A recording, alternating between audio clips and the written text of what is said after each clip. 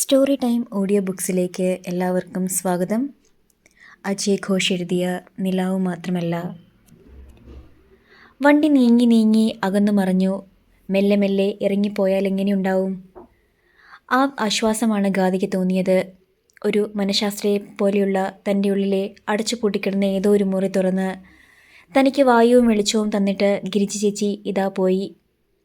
മടക്കയാത്രയിൽ ഗാഥയുടെ മുഖത്താകെ ആ പ്രകാശത്തിൻ്റെ സ്പർശം രേഖ കണ്ടു. അവൾക്കൊരുപാട് സന്തോഷവും ആശ്വാസവും തോന്നി. എത്രയോ നാളായി ഇങ്ങനൊരു ഗാഥയെ കണ്ടിട്ട്.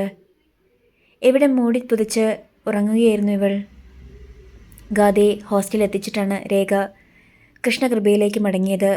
മടങ്ങും മുമ്പ് ഹോസ്റ്റൽ ഗേറ്റിന് മുന്നിൽ നിന്ന് രേഖ പറഞ്ഞു, ഒരു ഉറക്കം കഴിയുമ്പോൾ നീ പിന്നെയും പഴയ സ്റ്റാൻഡിലേക്ക് പോകല്ലേ ഗാഥയെ. ഗിരിജേച്ചി പറഞ്ഞത് കേൾക്കണം. വേറൊരു പ്രധാന കാരണം കൊണ്ടുകൂടിയാണ് ഞാനിപ്പോൾ പറയുന്നത്. ഗാഥ രേഖയെ സൂക്ഷിച്ചു നോക്കി. കഴിഞ്ഞ ദിവസം നിന്നെ തേടി വന്നില്ലേ അയാൾ? നീ ഒറ്റയ്ക്കായിരുന്നിടത്തോളം ആ വരവ് ഇനിയും ഉണ്ടാവും. ഗാഥ ഒന്ന് പകച്ചു. അത് നിനക്ക് മുമ്പത്തേക്കാൾ വലിയ ദ്രോഹം ചെയ്യും. പണ്ടത്തെ കോളേജ് സ്റ്റുഡൻ്റ് അല്ല നീ ഇപ്പോൾ. ഉത്തരവാദിത്തപ്പെട്ട ഉദ്യോഗസ്ഥയാ. ഇന്നലെ പൊതുവഴിയിൽ വെച്ചായിരുന്നു. നാളെ ബാങ്കിൽ കയറി വന്നാലോ? ആരോട് എന്ത് ന്യായീകരണം പറയും നീ? തീയമ്പ് പോലെ ആ ചോദ്യം ഗാഥയിൽ വന്ന് തറച്ചു. MG റോഡിലെ ആ ശപിക്കപ്പെട്ട സന്ദർഭം ഒന്നോടെ വീണ്ടും അവൾക്ക് മുമ്പിൽ വന്ന് വീണു. അവളെ നോക്കി പല്ലിളിച്ചു. നിന്നോട് ഇത്രയും ചതിയൊക്കെ ചെയ്തിട്ട് ഒരു കുറ്റബോധവുമില്ലാതെ പിന്നെയും നിന്റെ മുമ്പിൽ വരാൻ ചങ്കൂറ്റം കാണിച്ചെങ്കിൽ ആരായിരിക്കും അയാൾ? ഗാഥയുടെ ശ്വാസഗതി വർദ്ധിച്ചു. എന്തായിരിക്കും ഇനി അയാളുടെ ഉന്നം? തോന്നുന്നുണ്ടോ നിനക്ക് അയാളെ സിറ്റി വിട്ട് പോയിട്ടുണ്ടെന്ന്? ഇല്ല ഗാഥേ, അയാൾ ഇവിടെ തന്നെ ഉണ്ടാവും. ഇനിയും വരും നിന്നെ കാണാൻ. അതൊഴിവാക്കാൻ ഒരൊറ്റ വഴിയുള്ളൂ, നിന്റെ വിവാഹം. ഗാഥയുടെ മുഖവും കഴുത്തും വിയർത്തു. ഷാളിൻ്റെ തുമ്പുകൊണ്ട് വിയർപ്പ് തുടച്ചവൾ നിരത്തിലേക്ക് നോക്കി. കഴിഞ്ഞൊരു രാത്രി താൻ മുറിയിൽ നിന്ന് കണ്ട വിചിത്ര ദൃശ്യം. ഹോസ്റ്റലിന് മുമ്പിലെ വിളക്കുകാലിന് കീഴിൽ ഗൗതം രാഘവൻ നിൽക്കുന്നതായി തോന്നിയത്. അവൾ പെട്ടെന്നോർത്തു, അതുകൊണ്ട് വിവാഹത്തിന് സമ്മതിക്കണം ഗാഥേ. ആ ധൂമകേതുവിൽ നിന്ന് രക്ഷപ്പെടാൻ വേണ്ടിയെങ്കിലും നീ സമ്മതിക്കണം. പിന്നെ നീ സേഫാ. രേഖ യാത്ര പറഞ്ഞു പോയി. ഗാഥയുടെ കാലുകൾ യാന്ത്രികമായി അവളെ ഹോസ്റ്റൽ മുറിയിലെത്തിച്ചു. മിനി ജോസ് നാട്ടിൽ പോയിരുന്നു. ഏകാന്തത, രേഖയുടെ പ്രവചന സ്വഭാവമുള്ള വാക്കുകൾ, അവ ആവർത്തിച്ചാവർത്തിച്ച് അവളെ വലയം ചെയ്തു. അന്ന് രാത്രിയിൽ ഒരു ഇരുണ്ട സ്വപ്നം അവളെ ആക്രമിച്ചു. ബാങ്കിൽ അവൾ ക്യാഷ്യറുടെ കൂട്ടിൽ ജോലിയിലാണ്. പെട്ടെന്ന് ഗൗതം രാഘവൻ കടന്നു വന്ന് എല്ലാവരും കേൾക്കെ വിളിച്ചു പറയുന്നു, ഈ ഇരിക്കുന്നവളെ അറിയാമോ? ഇവൾ ചില്ലറക്കാരിയല്ല. ഞാനന്ന് കഴിഞ്ഞൊടിച്ചപ്പോൾ എന്നെ കാണാൻ ഹോട്ടലിൽ എൻ്റെ മുറിയിൽ വന്നവളാണ്. ബാക്കി നിങ്ങൾ ഊഹിച്ചോ. എന്നിട്ട് അയാൾ അവളിരിക്കുന്ന കൂട്ടിലേക്ക് കയറി വന്നു. അവളെ പിടിച്ചു വലിച്ചിറക്കി. ഗതിമുട്ടി അവൾ അയാളുടെ കയ്യിൽ കടിച്ചു. പെട്ടെന്ന് ഗൗതം രാഘവൻ അവളുടെ കരണത്ത് ആഞ്ഞടിച്ചു. അവളുടെ സ്വപ്നം ഞെട്ടറ്റ് ഗാഥ ഞെട്ടിയുണർന്നു. താൻ എവിടെയാണെന്ന് തിരിച്ചറിയാൻ വളരെ സമയമെടുത്തു. മുറി നിറയെ ഇരുട്ടാണ്. ലോകം മുഴുവനും ഇരുട്ടാണ്. ദേഹം അത്രയ്ക്കും വിറയ്ക്കുകയാണ്. നെഞ്ചിനുള്ളിൽ ചെണ്ടമേളം നിലയ്ക്കുന്നില്ല. പതറുന്ന കൈകൾ ജനാലിയുടെ ഒരു പാളി മെല്ലെ തുറന്നു. നിരത്തിലെ വിളക്കുകാലിന് ചുവട്ടിൽ ആരോ നിൽപ്പുണ്ടോ? ഉറങ്ങാതെയാണ് നേരം വെളുപ്പിച്ചത്. ഭൂമിയെ വെളിച്ചം തൊട്ടതും ഗാഥ വീട്ടിലേക്ക് വിളിച്ചു. വിശ്വനാഥൻ നായരുടെ മൊബൈലിലേക്കാണ് വിളിച്ചത്. ഗിരിജയാണ് എടുത്തത്. അച്ഛനെവിടെ? നടക്കാൻ പോയി. എന്താ കൊച്ചു വെളുപ്പാങ്കാലത്ത് തന്നെ? നെഗറ്റീവ് വാർത്തയാണെങ്കിൽ അവിടെ വന്ന് ഞാൻ തല്ലും. ചേച്ചി എന്നാ തിരിച്ചു പോകുന്നത്? അടുത്ത തിങ്കളാഴ്ച. എന്താ? ഒരു നിമിഷം ഗാഥ മൗനം പാലിച്ചു. ശനിയാഴ്ച എനിക്ക് വരാനൊക്കുമെന്ന് തോന്നുന്നില്ല. കുറച്ച് ജോലിയുണ്ട്. ഇതറിയിക്കാനാണോ വലിയ കാര്യത്തിൽ രാജകുമാരി വിളിച്ചത്? അല്ല. പിന്നെന്താന്ന് വെച്ചാൽ മൊഴിഞ്ഞൂടെ? അച്ഛനോടും അമ്മയോടും പറഞ്ഞോളൂ. എന്ത് കുന്തം പറയാനാ? എനിക്ക് സമ്മതമാണെന്ന്. ദിനേശ നിൽക്കൂ.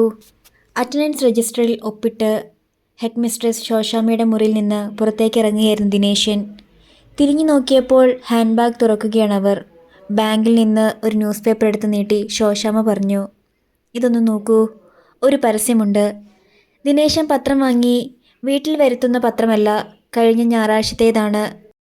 മുഴുവനുമില്ല, വിവാഹ പരസ്യങ്ങളുടെ താളുകൾ മാത്രം. ദിനേശൻ ഓടിച്ചെന്ന് നോക്കി. ദിനേശൻ്റെ അനിയന് വേണ്ടിയാ. അതിൽ 2 എണ്ണം ഞാൻ മാർക്ക് ചെയ്തിട്ടുണ്ട്. ദിനേശൻ കണ്ടു. 2 ബയോഡേറ്റുകൾക്കും ചുറ്റും പേന കൊണ്ട് വരച്ച 2 വൃത്തങ്ങൾ. നിങ്ങളുടെ നാളിൻ്റെയും സ്റ്റാറിൻ്റെയും കാര്യമൊന്നും എനിക്കറിയില്ല. ബാക്കി നോക്കിയപ്പോൾ പറ്റുമെന്ന് തോന്നി. അതുകൊണ്ട് ഞായറാഴ്ച തന്നെ എടുത്ത് ബാഗിൽ വെച്ചതാ. ഇന്ന് വരുമ്പോൾ ദിനേശിന് തരാൻ. ചേരുമോന്ന് നോക്കൂ. Thank you madam. പക്ഷേ ഈ പത്രക്കാരൻ നമ്മൾ മാത്രം വിചാരിച്ചതുകൊണ്ടായില്ലല്ലോ. ഞാൻ പറഞ്ഞിട്ടില്ലേ അവൻ്റെ കാര്യം. ഇപ്പോഴും അയാൾ പഴയ വാശിൽ തന്നെയാണോ? ഉടനെ മാരേജ് വേണ്ടാന്ന്. അതെ, നേരത്തെ കെട്ടി ഭാരം ചുമക്കാൻ വയ്യ. ഇത് തന്നെ വാദം. നേരത്തെയെന്ന് വെച്ചാൽ ഇപ്പോൾ അയാൾക്ക് 30 വയസ്സായില്ലേ? ഈ വരുന്ന മേടത്തിൽ 31 തികയും. ആ, ഇതാണോ നേരത്തെ? ഇനി ഇങ്ങനെ വിട്ടാൽ ശരിയാവില്ല ദിനേശ. ദിനേശിനറിയാമല്ലോ, എൻ്റെ മോനും ഇതുപോലെ ഇപ്പോൾ വേണ്ട വേണ്ടാന്ന് പറഞ്ഞ് വഴുതി നടപ്പായിരുന്നു. 28 വരെ ഞങ്ങൾ വിട്ടുകൊടുത്തു. 28 അങ്ങോട്ട് തികഞ്ഞതും പിടിച്ചു പൂട്ടി. ദിനേശിനറിയാമല്ലോ, ഇപ്പോൾ 3 വയസ്സുള്ള 2 കുട്ടികളുടെ തന്തയാ പുള്ളിക്കാരൻ, അതും ട്വിൻസ്. അതുകൊണ്ട് അനിയൻ്റെ വാശിയൊന്നും ഇനി സമ്മതിച്ചു കൊടുക്കരുത്. ദിനേശൻ ചിരിച്ചു. പക്ഷേ അച്ഛനമ്മമാരും മകനും തമ്മിലുള്ള ബന്ധമല്ലല്ലോ മേഡം ചേട്ടനും അനിയനും തമ്മിൽ. പോരാഞ്ഞ് അവൻ ചെറിയ കുട്ടിയുമല്ല. എന്നേക്കാൾ പഠിച്ചവൻ. വൈദ്യുതി വകുപ്പിൽ അസിസ്റ്റൻ്റ് എഞ്ചിനീയർ. പറയുന്നതിലും നിർബന്ധിക്കുന്നതിലും എനിക്ക് പരിധിയുണ്ട് മേഡം. എന്തായാലും ചേട്ടനല്ലേ, അച്ഛൻ്റെ സ്ഥാനത്താണിപ്പോൾ. ദിനേശിനല്ലേ? പറയാമെന്നേ ഉള്ളൂ. ഏത് ബന്ധത്തിനും ഒരു ബോർഡർ ലൈൻ ഇല്ലേ? അമ്മയ്ക്ക് നിർബന്ധിക്കാമല്ലോ. ഒരു രക്ഷയുമില്ല. എന്നോടുള്ള സ്വാതന്ത്ര്യമൊന്നും അമ്മയ്ക്ക് അവൻ്റെ മേലില്ല. ആ സ്വാതന്ത്ര്യം അവൻ കൊടുത്തിട്ടില്ലെന്ന് പറയുന്നതാ ശരി. അച്ഛൻ്റെ മുറിച്ച മുറി അവൻ. ചെറുപ്പത്തിലെ ഗൗരവക്കാരൻ. ഉദ്യോഗസ്ഥനായപ്പോൾ ഗൗരവം കൂടുമല്ലോ. ഇപ്പോൾ തന്നെ 4-5 മാസത്തിലൊരിക്കലാണ് വീട്ടിൽ വരിക. വന്നാലും വലിയ വർത്തമാനമൊന്നുമില്ല. വീട്ടിലിരിക്കുകയില്ല. പഴയ ഏതെങ്കിലും ഫ്രണ്ട്സിനെ കാണാൻ ഇറങ്ങും. പിന്നെ വരുന്നത് രാത്രിയാണ്. വെളുപ്പിനെ തിരിച്ചു പോവുകയും ചെയ്യും. ഇതിനിടയിൽ എവിടെയാ മാഡം കല്യാണക്കാര്യം പറയാൻ സമയം? അഥവാ പറഞ്ഞാൽ പിന്നെ അടുത്തെങ്ങും ഈ വഴി നോക്കണ്ട. അപ്പോൾ ഞാനിത് കൊണ്ടുവന്നത് വെറുതെ ആയോ? അയ്യോ എന്നല്ല പറഞ്ഞത്. ദിനേശൻ ചിരിച്ചു. ഞാനൊന്ന് വിളിച്ചു നോക്കാം ഇന്ന് തന്നെ. ഈ പരസ്യത്തെപ്പറ്റി കമാന്ന് മിണ്ടാതെ. ദിനേശൻ ചിരിച്ചു. ക്ലാസ്സിലേക്ക് നടക്കുമ്പോൾ പക്ഷേ ആ ചിരി അയാളുടെ മുഖത്തു നിന്ന് മെല്ലെ മാഞ്ഞുപോയി. ക്ലാസ്സിൽ കുട്ടികൾക്ക് ചെയ്യാൻ കുറച്ച് കണക്ക് ഇട്ട് കൊടുത്തിട്ട് ദിനേശൻ കസേരയിൽ ചാഞ്ഞിരുന്നു. പിന്നെ ബാങ്കിൻ്റെ വശത്തെ അറയിൽ നിന്നും പത്രമെടുത്ത് പരസ്യ പേജിലേക്ക് നോക്കി. 2 വൃത്തങ്ങൾ. ആദ്യത്തെ പരസ്യം ഒറ്റ നോട്ടത്തിൽ തന്നെ വേണ്ടെന്ന് വെച്ചു. പ്രായവും നക്ഷത്രവും നിറവും ഉയരവും ഒക്കെ ചേർന്ന് തന്നെ. പക്ഷെ ജോലി സ്കൂൾ അധ്യാപികയാണ്. കിരണിന് മതിപ്പില്ലാത്ത ജോലി. സ്വർണ്ണ കിരീടം സ്ത്രീധനം തരാമെന്ന് പറഞ്ഞാലും ഒരു ടീച്ചറെ അവൻ കെട്ടത്തില്ല. ദിനേശൻ അടുത്ത പരസ്യം നോക്കി. വയസ്സും നാളുമൊന്നുമല്ല. ആദ്യ നോട്ടത്തിൽ തന്നെ ദിനേശൻ്റെ മനസ്സിലുടക്കിയത് ജോലിയും സ്ഥലവുമാണ്. ബാങ്ക് ഉദ്യോഗം. അതേപോലെ തന്നെ എറണാകുളം. പിന്നെ 25 വയസ്സ്. മകൻ നാള്. എന്തോ ഒരു സാധ്യതയുടെ രശ്മി ദിനേശൻ്റെ കണ്ണിൽ തെളിഞ്ഞു. അയാൾക്ക് പെട്ടെന്ന് തോന്നിയത് ഇങ്ങനെയാണ്. ഈ കുട്ടി അവന് ശരിയാവും. പരസ്യത്തിലെ ചെറിയ അക്ഷരങ്ങൾക്കപ്പുറത്ത് നിന്ന് ഇന്നോളം കാണാത്ത ആ മുഖം പുഞ്ചിരിക്കുന്നത് പോലെ അയാൾക്ക് തോന്നി. ഇനി വേറൊന്നും നോക്കണ്ട ദിനേശേട്ടാ, നിങ്ങളുടെ അനിയൻ്റെ പെണ്ണ് ഞാൻ തന്നെ എന്ന് പറയും പോലെ. കണക്ക് ചെയ്ത് തീർത്തൊരു കുട്ടി എഴുന്നേറ്റ് നിന്ന് സാർ എന്ന് വിളിച്ചപ്പോൾ ദിനേശൻ പത്രം മടക്കി. വൈകിട്ട് വീടെത്തുമ്പോൾ സ്ഥലത്തെ 2 കല്യാണ ബ്രോക്കർമാരിൽ ഒരാൾ കൗസല്യാദേവി പടി കടന്ന് പോകുന്നതാണ് കണ്ടത്. ഇറിയത്ത് ദിനേശൻ്റെ അമ്മയും ഭാര്യയും നിന്നിരുന്നു. സ്കൂട്ടർ സൈഡ് സ്റ്റാൻഡിൽ നിർത്തി പടി കയറിക്കൊണ്ട് അയാൾ ചോദിച്ചു, കൗസല്യ മാമി പിന്നെ ശ്രമം തുടങ്ങിയോ അമ്മേ? 4-5 വട്ടം കയറിയിറങ്ങി നിരാശപ്പെട്ട് പിൻവാങ്ങിയതാണ് കൗസല്യ മാമി. ഒരിക്കൽ വഴിയിൽ വെച്ച് കിരണിനോട് നേരിട്ട് ചോദിച്ചു. ഒന്നാന്തരം മറുപടിയാണ് അവനിൽ നിന്ന് കിട്ടിയത്. എൻ്റെ കല്യാണം 10 കൊല്ലം കഴിഞ്ഞേയുള്ളൂ മാമി, അന്ന് വാ. മുഖം വിളറി. ഹാൻഡ് ബാഗിൽ നിന്നെടുത്ത ഫോട്ടോകൾ തിരികെയിട്ട് കൗസല്യ മാമി സ്ഥലം വിട്ടു. അതിനുശേഷം ഇപ്പോൾ 1 കൊല്ലമാകുന്നു. 10 കൊല്ലം കഴിഞ്ഞെന്നാണോ മാമിയുടെ വിചാരം? അതോ 1 കൊല്ലത്തിൽ 10 കൊല്ലത്തെ മാമി ലയിപ്പിച്ചോ? ഈ വഴി പോയപ്പോൾ കയറിയതാണെന്ന കൗസല്യ പറഞ്ഞത്. പാർവതിയമ്മ പറഞ്ഞു. അത് വെറുതെയാ, രജനി പറഞ്ഞു. മിനിഞ്ഞാന്ന് സൂപ്പർ മാർക്കറ്റിൽ വെച്ച് കണ്ടപ്പോൾ കിരണിൻ്റെ കാര്യം എന്നോട് ചോദിച്ചിരുന്നു, വല്ലതും ആയോന്ന്. ചോദിക്കാതെ പറ്റില്ലല്ലോ, അതവരുടെ പ്രൊഫഷനല്ലേ. ദിനേശൻ ചിരിച്ചു. പിന്നെ ഇറിയത്തെ കസേരയിലിരുന്ന് ബാഗിൽ നിന്ന് പത്രമെടുത്ത് അയാൾ പാർവതിയമ്മയെയും രജനിയെയും കാട്ടി. 2 പേർക്കും വളരെ നന്നെന്ന് തോന്നി. പക്ഷേ പക്ഷേ ശോശാമ്മ ഹെഡ് മിസ്ട്രസിനോട് അയാൾ ചോദിച്ച അതേ ചോദ്യം തന്നെയാണ് പാർവതിയമ്മ അയാളോടും ചോദിച്ചത്. കൊള്ളാമെന്ന് നമുക്ക് തോന്നിയിട്ട് എന്താ ദിനേശ കാര്യം? ശരിയാണമ്മേ, പക്ഷേ അങ്ങനെ വിചാരിച്ചിരുന്ന അവനൊരു ജീവിതം വേണ്ടേ? ശോശാമ്മ മാഡവും അതാ പറഞ്ഞത്. ഈ ബാച്ചിലർ ജീവിതത്തിന് ഒരു കുഴപ്പമുണ്ട്. ഒരു ഘട്ടം കഴിഞ്ഞാൽ പിന്നെ അത് മാത്രമാണ് നല്ലതെന്ന് തോന്നും. കിടക്കാനൊരു മുറിയും ഭക്ഷണത്തിന് ഏതെങ്കിലും ഹോട്ടലും ജീവിതം അത്ര മതിയെന്ന് തോന്നും. അതെത്ര കാലം വേണമെങ്കിലും അങ്ങനെ അങ്ങ് പോകും. ഇതൊക്കെ സത്യം തന്നെ. പക്ഷേ ഇതിൽ നിന്നൊന്ന് മാറണമെന്ന് തോന്നേണ്ടതാർക്കാ? കിരണിനല്ലേ? അവൻ വില്ലിനും അമ്പിനും അടുക്കാതെ നിൽപ്പല്ലേ? എന്തു ചെയ്യും? മാസം 3 പോകുന്നത് അവൻ ഈ വഴിക്കൊന്ന് തിരിഞ്ഞിട്ട്. ഒക്കെ അറിയാം അമ്മേ. എന്ന് വെച്ച് ചെയ്യേണ്ട കാര്യങ്ങൾ നമുക്ക് ചെയ്യാതെ പറ്റുമോ? ആ ബാങ്ക് ഉദ്യോഗസ്ഥയുടെ കാര്യം അവനെല്ലാം കൊണ്ടും ചേരുമെന്ന് എനിക്ക് തോന്നുന്നു. അവൻ്റെ ഓഫീസ് കളമശ്ശേരിയിൽ, ആ കുട്ടി എറണാകുളം സിറ്റിയിലും. ഇനി കുട്ടിയെ കൊണ്ട് അവൻ ഇഷ്ടപ്പെടുകയും കൂടിയാൽ ശരിയാ, കേട്ടിടത്തോളം നല്ല ബന്ധമായിരിക്കും. പക്ഷേ അവൻ വഴങ്ങണ്ടേ? പിടിച്ച് കെട്ടിക്കാനൊക്കുമോ നമുക്ക്? വേണ്ടി വന്നാൽ അതും ചെയ്യണം. അവൻ എഞ്ചിനീയറൊക്കെ ആവാം, പക്ഷെ അതുകൊണ്ട് അവൻ്റെ ചേട്ടനല്ലാതാവില്ലല്ലോ. അന്ന് സന്ധ്യ കുളിയൊക്കെ കഴിഞ്ഞു വന്ന് പത്രപരസ്യം മുന്നിൽ വെച്ച് ദിനേശൻ ഒരു നിമിഷം ചിന്തിച്ചിരുന്നു. പിന്നെ കിരണിന് ഫോൺ ചെയ്തു. ആ വഴി വന്ന രജനി ചോദിച്ചു, അനിയനിയാ? അതെ. ഇപ്പോൾ ഓഫീസിൽ പോയി കാണില്ലേ? ഞാൻ അവൻ്റെ മൊബൈൽ നമ്പറിൽ നിന്നാണ് വിളിക്കുന്നത്. ഒന്നാമത്തെ കോൾ എടുക്കുന്നില്ല, ബെല്ലടിച്ച് നിർത്തുകയാണ്. 5 മിനിറ്റ് കഴിഞ്ഞ് ദിനേശൻ ഒന്നുകൂടി ശ്രമിച്ചു. അത് ഫലിച്ചു. എന്താ ഏട്ടാ? ലേശം അലോസരപ്പെട്ട ടോണിൽ കിരൺ അന്വേഷിച്ചു. നീ തിരക്കിലാണോ? അതെ, ഡ്യൂട്ടിയിലാ. ജീപ്പിലാ. വെറുതെ വിളിച്ചതാണോ? വെറുതെ വിളിക്കുമോ? നിന്റെ ജോലിയും തിരക്കും എനിക്കറിയില്ലേ. പറഞ്ഞോളൂ, എന്താ വിശേഷിച്ച്? വേണ്ട, നീ ഡ്യൂട്ടിയിലല്ലേ, പിന്നെ വിളിച്ചോളാം. എപ്പോഴാ വീട്ടിലെത്തുക? ഇടപ്പള്ളിയിലാണ് കിരണിൻ്റെ വാടക വീട്. ചെറുതെങ്കിലും നല്ലൊരു ടെറസ് വീട്. 7 മാസമേ ആയിട്ടുള്ളൂ അവിടെ താമസമാക്കിയിട്ട്. കൂടെ ഒരു ഓവർസിയറും ഉണ്ട്, സുരാജ്. അതുവരെ കളമശ്ശേരി ലോഡ്ജ് വാസമായിരുന്നു കിരൺ. എപ്പോഴെത്തുമെന്ന് പറയാനാക്കില്ല. ഇവിടെ മഴയത്ത് ടൗണിലൊരു ഭാഗത്ത് മരം വീണ് പവർ സപ്ലൈ ആകെ ബ്ലോക്കായിരിക്കുക. ഞാൻ അങ്ങോട്ട് പോവാണ്. ശരി ശരി, ഞാൻ പിന്നെ വിളിക്കാം. ദിനേശൻ വേഗം സംസാരം അവസാനിപ്പിച്ചു. തന്നെ നോക്കിയിരുന്ന രജനിയോടായി പറഞ്ഞു, നല്ല ജോലി തിരക്കിൽ അവൻ. എപ്പോഴാ അല്ലാത്തത്? അതല്ല, ടൗണിലെവിടെയോ ഏതോ മരം വീണ് സപ്ലൈ പോയത്രേ. എൻ്റെ ജോലി പോലെയല്ലല്ലോ അവൻ്റേത്. അവശ്യ സർവീസല്ലേ. പിന്നെ ഇപ്പോഴത്തെ കാലാവസ്ഥയും. അവിടെ നല്ല മഴയാണത്രേ. മഴ പെയ്താൽ കൊച്ചിയുടെ അവസ്ഥ വളരെ മോശമാ. അതിന് പോസ്റ്റിൽ കയറി പണിയെടുക്കുന്നത് എഞ്ചിനീയർ അല്ലല്ലോ, ലൈൻമാരല്ലേ. പക്ഷേ ഉത്തരവാദിത്തം എഞ്ചിനീയർക്കാണ്. എന്തായാലും ഇന്നിനി വിളിച്ചാൽ ശരിയാവില്ല. അല്ലെങ്കിലേ മുൻകോപി. ജോലി തീർത്ത് പെരുമഴയത്ത് ആകെ ദേഷ്യത്തിലാവും വീടെത്തുക. 2 ദിവസം കഴിയട്ടെ. 2 ദിവസം കഴിഞ്ഞ് അന്നൊരു വെള്ളിയാഴ്ചയാണ്. ദിനേശൻ കിരണിനെ വിളിച്ചു. ടീച്ചേഴ്സ് റൂമിൻ്റെ വരാന്തയിൽ നിന്നാണ് വിളിച്ചത്. നാളെ സെക്കൻഡ് സാറ്റർഡേ അല്ലേ, നീ വീട്ടിലേക്ക് വരാമോ? ഈയിടെയല്ലേ ഞാൻ വന്നു പോയത്. ഈയിടെയോ? കൊള്ളാം. മാസം 5 കഴിഞ്ഞു. അത്രയല്ലേ ഉള്ളൂ. ഞങ്ങൾക്ക് വലിയൊരു ഗ്യാപ്പ് തന്നെയാ. നാളെ നീ ഒന്ന് വാ. കല്യാണാലോചനയാവും. അതൊന്നുമല്ല. പിന്നെ വേറെന്താ വിശേഷം? എന്തെങ്കിലും വിശേഷമുണ്ടെങ്കിലേ വരാനുള്ളൂ. ഞങ്ങൾക്കൊക്കെ ഇടയ്ക്കെങ്കിലും നിന്നെ ഒന്ന് കാണണ്ടേ കിരണേ. എന്തായാലും നാളെ നീ ഇങ്ങോട്ട് പുറപ്പെട്. നാളെ എൻ്റെ കൊളീഗിൻ്റെ സെൻഡ് ഓഫ് പാർട്ടി ഉണ്ട്. അതിൽ പങ്കെടുക്കണം. എന്നാൽ സൺഡേ വാ. അത് പറ്റില്ല. ഈ സെൻഡ് ഓഫ് പാർട്ടി ഇവിടെ വെച്ചല്ല, മൂന്നാറിലാ. നാളെ ഉച്ചതിരിഞ്ഞ് മൂന്നാറിന് വിടും. പിന്നെ മിക്കവാറും സൺഡേ വൈകിട്ടേ മടങ്ങൂ. ദിനേശൻ നിശബ്ദനായി. ഞാൻ ഇടയ്ക്കൊരു ദിവസം വന്നോളാം. ഈ സെൻഡ് ഓഫ് പാർട്ടി ഒഴിവാക്കാനാവില്ല, അതാ. ഇങ്ങനെ ഓഫീസും പാർട്ടിയും ആഘോഷവും മാത്രം മതിയോ കിരണേ? സ്പോട്ടിലെത്തിച്ചേട്ടാ, പിന്നെ വിളിക്കാം. കിരൺ പെട്ടെന്ന് കോൾ അവസാനിപ്പിച്ചു. അടഞ്ഞു പോയൊരു മനസ്സിലേക്കെന്ന പോലെ മൊബൈൽ ഫോണിലേക്ക് നോക്കി ദിനേശൻ നിന്നു. ഒരു നേരത്തെ സംശയം അയാളുടെ ഉള്ളിൽ കുറുക്കാൻ തുടങ്ങി. പറഞ്ഞത് മുഴുവൻ സത്യമാണോ? തന്നെ ഒഴിവാക്കാനായി പഴുതടയ്ക്കാൻ കണ്ടെത്തിയ ന്യായമാവില്ല സെൻഡ് ഓഫ്. രജനി സൂചിപ്പിച്ചതുപോലെ വരാതിരിക്കാൻ ഒരു കാരണം. വന്നാൽ വിവാഹാലോചന എന്ന ആപത്തുണ്ടാവുമെന്ന് മുൻകൂട്ടി ഒരു മുൻകൂർ ജാമ്യം. അതോ സത്യം തന്നെ ആയിരിക്കുമോ? ചിലപ്പോൾ ആവാം. വെറുതെ കയറി സംശയിക്കുന്നത് ശരിയല്ല.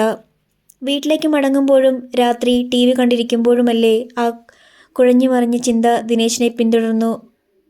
അതയാളുടെ മുഖത്ത് വായിച്ച് രജനി ചോദിച്ചു, എന്താ മനസ്സിൽ? ഞാൻ നാളെ രാവിലെ ഇടപ്പള്ളിക്ക് പോകുന്നു. വിളിച്ചു പറയാതെ ചെന്നാൽ കാണാൻ ഒത്തില്ലെങ്കിലോ? അവൻ പറഞ്ഞ പ്രകാരമാണെങ്കിൽ ഉച്ച കഴിഞ്ഞാണ് മൂന്നാറിന് തിരിക്കുക. അതിനു മുമ്പെത്തിയാൽ കാണാമല്ലോ. ഞായറാഴ്ചയെ മൂന്നാറിൽ നിന്ന് പോരൂ. ചെറുപ്പക്കാരനല്ലേ, കുറച്ച് ലേറ്റാവും, ചിരിച്ചുകൊണ്ട് ദിനേശൻ പറഞ്ഞു.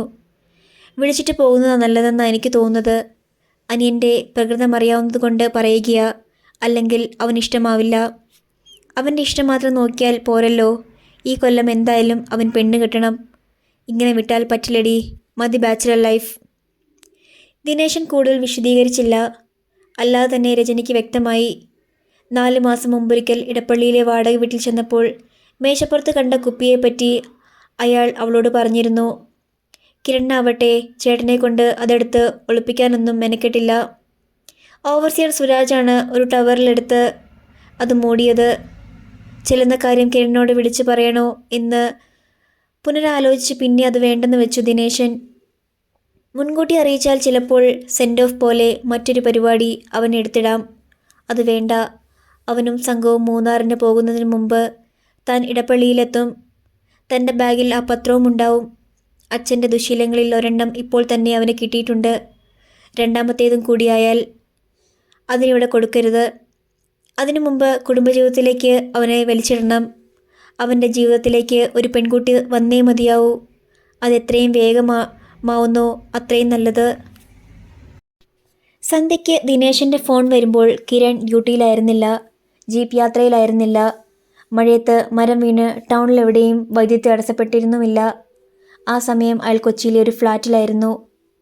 അറക്കൽ ജിമ്മിച്ചൻ എന്ന റിയൽ എസ്റ്റേറ്റുകാരൻ്റെ ഫ്ലാറ്റിൽ. ആരുടെയാ ഫോൺ?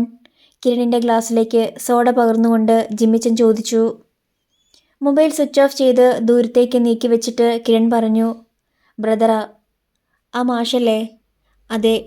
കല്യാണക്കാര്യമായിരിക്കും. അതിലേക്ക് എത്തിച്ചില്ല. മഴയത്ത് മരം വീണ് സപ്ലൈ പോയെന്ന് ഡ്യൂട്ടിയിലാണെന്ന് പറഞ്ഞ് രക്ഷപ്പെട്ടു. ഗ്ലാസ് എടുത്ത് കിരണിന് നീട്ടി ജിമ്മിച്ചൻ ചോദിച്ചു. ഇന്ന് മഴ പെയ്തേയില്ലല്ലോ? ഇല്ല. എവിടാ വീണത് മരം? ദൈവത്തിനറിയാം ജിമ്മിച്ച. വേണയിൽ ഞാൻ പ്രാർത്ഥിച്ച് മഴ പെയ്യിക്കാം. മരവും വീഴ്ത്താം. വേണോ? ചതിക്കല്ലേ, എനിക്ക് പണിയാവും. ജിമ്മിച്ചൻ അലറി ചിരിച്ചു. 8 മാസം മുമ്പ് ബോൾഗാട്ടിയിലെ ഒരു രാത്രി നേരത്താണ് ലഹരിയുടെ ഒരു കൂട്ടായ്മയിലാണ് അറക്കൽ ജിമ്മിച്ചനുമായി കിരൺ പരിചയമാകുന്നത്. മദ്യത്തിലൂടെ വന്ന ബന്ധം. പൂസായപ്പോൾ ജിമ്മിച്ചൻ ഇളയരാജയുടെ ഒരു തമിഴ് പാട്ട് പാടി. പകരം കിരൺ കിഷോറിൻ്റെ ഒരു ഹിന്ദി പാട്ടും. ജിമ്മിച്ചന് ഇഷ്ടപ്പെട്ടു. രണ്ടുപേരുടെയും ട്യൂൺ അവരവർക്ക് തോന്നിയ വഴിക്കായിരുന്നു. എങ്കിലും അടുപ്പം അവിടെ തുടങ്ങി. പിന്നെ ജിമ്മിച്ചൻ ചൊറിച്ചുമല്ലി. ആ കൂട്ടായ്മയിൽ ആർക്കും ചൊറിച്ചുമല്ലെന്ന അപൂർവസിദ്ധിയില്ലായിരുന്നു. കൊല്ലത്ത് ജനിച്ച് തലസ്ഥാനത്ത് കറങ്ങി കൊച്ചിയിൽ വേരിറക്കിയ ജിമ്മിച്ചൻ അതിൽ സമർത്ഥനും. രണ്ടുപേരും സൗഹൃദ മത്സരത്തിലേർപ്പെട്ടു. ജിമ്മിച്ചൻ ഒരെണ്ണം ഇട്ടപ്പോൾ കിരൺ പകരം 2 ഇട്ടു. ഒടുവിൽ ജിമ്മിച്ചൻ്റെ ആവനാഴി ഒഴിഞ്ഞ് മറ്റുള്ളവർ മരുഭാഷ കേൾക്കും പോലെ വാ പൊളിച്ചു നിന്നു. ഒടുക്കം കളി കഴിഞ്ഞതും സ്മോളിൻ്റെ ചിരിയോടെ ഹസ്തദാനം ചെയ്ത് കിരണിന് മുമ്പിൽ തലകുനിച്ച് ജിമ്മിച്ചൻ പറഞ്ഞു. എൻ്റെ അമ്മോ, സമ്മതിച്ചേ. അറക്കൽ ജിമ്മിച്ചെന്താ കീഴടങ്ങിയേ. റിയൽ എസ്റ്റേറ്റുകാരൻ ജിമ്മിച്ചനാണ് ഇടപ്പള്ളിയിലെ വീട് ഏർപ്പാടാക്കി കൊടുത്തത്. കിരണിൻ്റെ മാരുതി സെൽ ചുടുവിലയ്ക്ക് ഒപ്പിച്ചു കൊടുത്തതും വേറെ ആരുമല്ല. അയാൾ എങ്ങനെയാണ്? ഒരാളെ ഇഷ്ടപ്പെടാൻ സമയമെടുക്കും. മനസ്സിന് പിടിച്ചാലോ പിന്നെ അവിടെ സ്ഥിരം സീറ്റ് കൊടുത്തിരിക്കും. ആണായാലും പെണ്ണായാലും. എന്നാൽ മദ്യവും ബോൾഗാട്ടിയിലെ പാട്ടുമല്ല കിരണിനെ ജിമ്മിച്ചൻ കൂടുതൽ ഇഷ്ടപ്പെടാൻ കാരണം. അത് നൈനി കോട്ടേജ് ആയിരുന്നു. ഇതൊരു നന്ദി പ്രകടനമാ സാറേ. കാറിൻ്റെ താക്കോൽ കിരണിൻ്റെ കയ്യിൽ വെച്ചു കൊടുക്കുമ്പോൾ ജിമ്മിച്ചൻ പറഞ്ഞു. എന്തിന്? ജിമ്മിച്ചൻ എന്തിനാ എന്നോട് നന്ദി? നൈനി കോട്ടേജിന് യുദ്ധകാലാടിസ്ഥാനത്തിൽ സ്ഥിര ഇലക്ട്രിക് കണക്ഷൻ ശരിയാക്കി കൊടുത്തതിന്. നൈനി കോട്ടേജ് കളമശ്ശേരിയിലെ പ്രധാന നിരത്തിൽ നിന്ന് 200 മീറ്റർ മാത്രം അകലെയുള്ള പുതിയ വീടാണ്. നൈനി കോട്ടേജും ജിമ്മിച്ചനുമായി എന്താ ബന്ധം? എന്താ ബന്ധമെന്നോ? ജിമ്മിച്ചൻ കള്ളച്ചിരി ചിരിച്ചു. ഈ ചിരിയിലെന്തോ കൊണഷ്ടുണ്ടല്ലോ. ഉണ്ടല്ലോ. ഈ നൈനി എൻ്റെ ലവ്വറല്ലേ സാറേ. മൈ ഗോഡ്, ലവ്വറോ? ഈ പ്രായത്തിൽ ലവ്വോ? അതും കെട്ടിയോളും 2 വലിയ പിള്ളേരുമൊക്കെയുള്ളപ്പോൾ. 19 വയസ്സുണ്ട് ജിമ്മിച്ചന്. നൈനിയും വയസ്സ് 45-ൽ മീതി ഉണ്ടാവും. അപ്പോൾ ജിമ്മിച്ചൻ ലോകം മുഴുവനും അംഗീകരിച്ചിട്ടുള്ള ഒരു മഹാതത്വം പറഞ്ഞു. രാഷ്ട്രീയ പ്രവർത്തനത്തിനും പ്രണയത്തിനും പ്രായമില്ല. ജിമ്മിച്ചൻ പണ്ട് നൈനിയെ പ്രേമിച്ചിരുന്നു. പുറകെ നടന്നിരുന്നു. നൈനിക്കും താല്പര്യമുണ്ടായിരുന്നു. പക്ഷേ അന്നത്തെ ജിമ്മിച്ചൻ ഏഴാങ്കൂലിയായിരുന്നു, കാൽ കാശിന് വകയില്ലാത്തവൻ. അതുകൊണ്ട് നൈനിയുടെ അപ്പൻ മകളെ ഒരു ജ്വല്ലറിക്കാരന് കെട്ടിച്ചു കൊടുത്തു. പക്ഷേ ഞാൻ വിഷം തിന്നാനൊന്നും പോയില്ല, ജിമ്മിച്ചൻ പറഞ്ഞു. പകരം ഗൾഫിൽ പോയി. വാശിയായിരുന്നു. 10 കൊല്ലം അറബിയുടെ ആട്ടും തുപ്പുമേറ്റ് പണിയെടുത്തു, കാശുണ്ടാക്കി. പക്ഷേ 10 കൊല്ലം കഴിഞ്ഞ് ഞാൻ തിരിച്ചു വന്നപ്പോഴും നൈനി പഴയ പോലെ തന്നെ. പഴയ പോലെന്ന് വെച്ചാൽ ലവ് അതേ ലെവലിൽ? അതല്ല സാറേ, അവൾക്ക് നോ ചിൽഡ്രൻ. അതെന്താ? ചിൽഡ്രൻ ഉണ്ടാവേണേൽ പ്രസവിക്കണ്ടേ സാറേ? നൈനിക്ക് കെട്ടിയനുണ്ടല്ലോ സ്വർണ്ണക്കട. സ്വർണം കൊണ്ട് കൊച്ചുണ്ടാവില്ലെന്ന് തെളിഞ്ഞില്ലേ? ഹാർട്ട് അറ്റാക്ക് വന്നാ അവിടച്ഛൻ ചത്തത്. ജിമ്മിച്ചൻ ഗൾഫിൽ നിന്ന് വന്ന ശേഷം നൈനിയുമായി എന്തെങ്കിലും? ഉള്ളത് പറയാമല്ലോ സാറേ, ഇഷ്ടം പോലെ ചാൻസ് വന്നതാ, അവളും റെഡിയായിരുന്നു. പക്ഷേ കർത്താവിനെ പേടിക്കുന്നവനാ ജിമ്മിച്ചൻ. മനസ്സിലെപ്പോഴും അവളെൻ്റെ ലവ്വറാ, അതിനപ്പുറം ഒന്നുമില്ല. അവൾ ആവശ്യപ്പെട്ടതാ, പക്ഷെ ഞാൻ പറഞ്ഞു നമുക്ക് പഴയ കാമുകനും കാമുകിയുമായ മതിയെന്ന്. മറ്റേ ബന്ധം കർത്താവിന് നിരക്കുന്നതല്ലെന്ന്. ഹോ, എന്തൊരു പ്ലാറ്റോണിക് ലവ്! എന്തോന്ന് പരിശുദ്ധ പ്രണയമെന്ന്? അതവളുമായിട്ട് മാത്രമേ ഉള്ളൂ, അല്ലാത്ത അക്കൗണ്ടുകൾ വേറെയുണ്ട്. കള്ള. കറണ്ട് കണക്ഷൻ്റെ കാര്യത്തിനായി നൈനിയും ഭർത്താവ് ജോസ് ഉമ്മറും ഒന്നിച്ചാണ് ഓഫീസിൽ വന്നിരുന്നത്. ഒരിക്കൽ വരുമ്പോൾ തൻ്റെ അടുത്ത് കസേരയിൽ ജിമ്മിച്ചനും ഉണ്ടായിരുന്നു. നൈനി ജിമ്മിച്ചനെ നോക്കിയില്ല, ജിമ്മിച്ചൻ നൈനിയെയും. രണ്ടും ഉഗ്രൻ കക്ഷികളാ. ആ പഴയ സന്ദർഭം ഓർത്ത് ഇപ്പോൾ കിരൺ പറഞ്ഞു. അതെന്താ സാറേ? അല്ല, അന്ന് എന്തായിരുന്നു ആക്ടിങ്? രണ്ടുപേരും ആലുവ മണപ്പുറത്ത് കണ്ട പരിചയം പോലുമില്ല. അത് പിന്നെ അങ്ങനെ തന്നെ വേണ്ടേ? രഹസ്യം കൊണ്ട് നടക്കുന്നതിലൊരു സുഖമുണ്ട് സാറേ, പ്രത്യേകിച്ച് സെക്സിൽ. ജിമ്മിച്ചൻ പിന്നെയും ചിരിച്ചു, കള്ളച്ചിരി. അപ്പോൾ ഫ്ലാറ്റിൻ്റെ കണ്ണാടി വാതിലിനപ്പുറം മെല്ലെ മഴ വന്നു വീണു. നൊടി നേരം കൊണ്ട് മഴ കനത്തു. സാറിൻ്റെ നാക്ക് കരുനാക്കാണോ? ചേട്ടച്ചാരോട് പറഞ്ഞത് ഫലിച്ചല്ലോ, ദേ മഴ. അങ്ങനെ പലതും പറഞ്ഞിരുന്ന് സന്ധ്യ ഇരുട്ടു. കുപ്പിയിൽ മദ്യത്തിൻ്റെ നിരപ്പ് മെല്ലെ മെല്ലെ താണു വന്നു. ജിമ്മിച്ചനാണ് മുക്കാലും കഴിച്ചത്. സാറിനോട് എനിക്ക് വല്ലാത്ത ബഹുമാനമാ. എന്താണാവോ? ഏത് കമ്പനിന്നും സാർ ഓവർ ആവില്ല. ഇനി ഓവറായാലും ഓഫ് ആവില്ല. നല്ല സെൽഫ് കൺട്രോളാ. കിരൺ ചിരിച്ചു. വേറൊരു കാര്യം കൊണ്ടും എനിക്ക് സാറിനോട് ബഹുമാനമാ. അതെന്ത്? ബാച്ചിലറായിട്ടും ഈ ഒരു ദുശീലമേ ഉള്ളൂ. പെൺവിഷയമില്ലല്ലോ.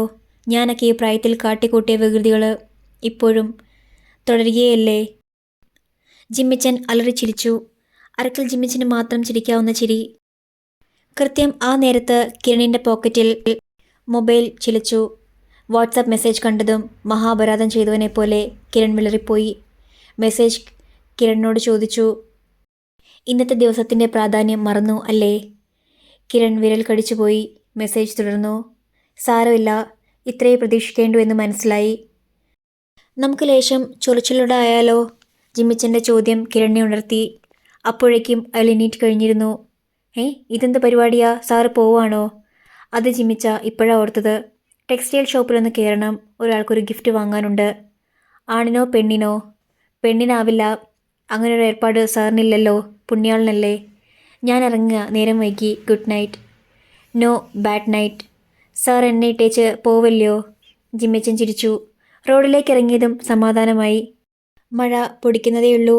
നേരത്തെ മഴച്ചാറ്റിലൂടെ ബൈക്ക് ഓടിക്കാൻ രസം തോന്നി. കാർ യാത്രയ്ക്ക് ആസ്വാദ്യതയില്ല. മഴച്ചാറ്റിൽ എപ്പോഴും സുഖമുള്ള ഒരു ഓർമ്മ കൊണ്ടുവരും. 10ാം ക്ലാസ് പരീക്ഷ എഴുതി നിൽക്കുന്ന കാലം. വീട്ടിലേന്ന് 2 വേലക്കാരുണ്ട്, മീനാക്ഷിയും മകൾ രാജിയും. പാടത്തിനക്കരെയാണ് അവരുടെ വീട്. ഒരു ദിവസം മീനാക്ഷിക്ക് പനിയായി കിടപ്പായതുകൊണ്ട് രാജി മാത്രമേ വന്നുള്ളൂ. തിരിച്ചു പോകാൻ വൈകിയപ്പോൾ അമ്മയാണ് തന്നോട് പറഞ്ഞത് അവൾക്ക് കൂട്ടുപോകാൻ. അമ്മയുടെ വായിൽ നിന്ന് ആ വാചകമൊന്നും വീഴാൻ പ്രാർത്ഥിച്ചു നിൽപ്പായിരുന്നു താൻ. പടിപ്പുര കടന്ന് പാടത്തേക്കിറങ്ങിയതും മഴ മാറി. അത് മുന്നിൽ കണ്ട് കൊടിയെടുത്തിരുന്നു താൻ. നനഞ്ഞ് അമ്മയെപ്പോലെ പനി പിടിപ്പിക്കണ്ട. കൊടയിലേക്ക് കയറി നടന്നോ? മഹാമനസ്കനെ പോലെ താൻ നടന്നു. രാജി മടിച്ചു. പിന്നെ ബലമായി ചുറ്റിപ്പിടിച്ച് കൂടെ നടത്തേണ്ടി വന്നു. ജീവിതത്തിലെ ആദ്യാനുഭവമായിരുന്നു അവൾക്കന്ന്. മനസ്സിലായി. മലമ്പനി പിടിച്ച മാതിരി വിറയൽ. പാടവരമ്പിൻ്റെ നീളം കുറഞ്ഞു പോയെന്ന് തോന്നിയ ആ മഴസന്ധ്യ ഇന്നും രസിക്കാനായി ഇടയ്ക്കിടെ ഓർക്കും. അതൊരു തുടക്കമായിരുന്നു. പിന്നെ ഡിഗ്രി പഠനത്തിനായി പട്ടണത്തിലേക്ക് പോകും വരെ അവളുമായി. കോളേജ് വിദ്യാഭ്യാസത്തിൻ്റെ അവസാന വർഷം ഒരു ദിവസം ഹോസ്റ്റലിൽ നിന്ന് നാട്ടിലേക്ക് വരികയായിരുന്നു. പഴയ പാടവും വരമ്പും.